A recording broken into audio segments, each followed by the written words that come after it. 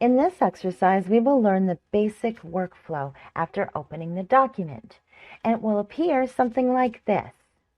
Okay, we can see on the left side we have many tools here, and these tools are the main ones, and they're a very, very important part of Photoshop.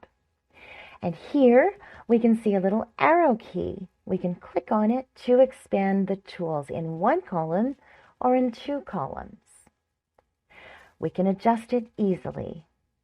If we don't see the Tool Options bar, then go to the Window menu and select Tools from there. Okay, we have the Control Option bar, and every tool has its own control option, and that will appear here. If we don't see it, then go to the Window menu, and here we can choose this option. In the Window menu, we can show or hide any tool very easily. Okay, on the right hand, we have some panels. We can click here to expand them, or we can hide them by clicking on this little arrow key. And we can separate each panel easily. We can just click and drag it to separate, like this.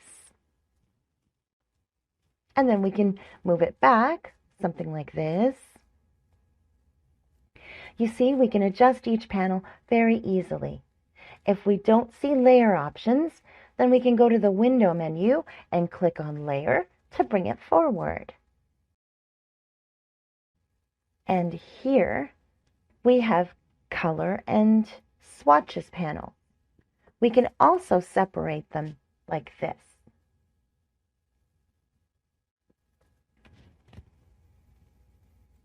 If we don't see these panels, then go to the Window menu, and here we can see these. If we want to click on any panel, then click on it. Then we can close it. Okay, now here we can see a little icon. Just click on it. We can see the Workspace window options, and we can choose any of them. If we want to work on a 3D type of work, then we can choose the 3D option, something like this. And if we want to work with graphics and web, then choose this option. And we can use this for motion, printing, and for photography. We can choose any of them. There's not a big difference between these types. Each and every workspace will have the same tools for all. The only difference will be that the view mode will be changed so that it is personalized to the job that you need to complete. And below, we can see the recent graphic and web option. That means that if we do anything wrong, make any mistakes, and things don't go the way that you want them to, you just click on the reset option to bring your setting to default so that you can start again.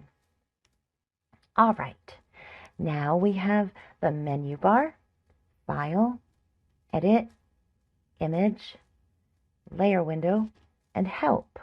If we want to start a new project, we can click on File and New. And here we can select the size and option.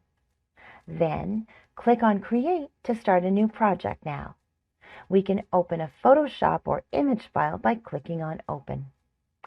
Photoshop is an amazing software for graphic use and editing images. Each and every tool is easy to use. Thank you.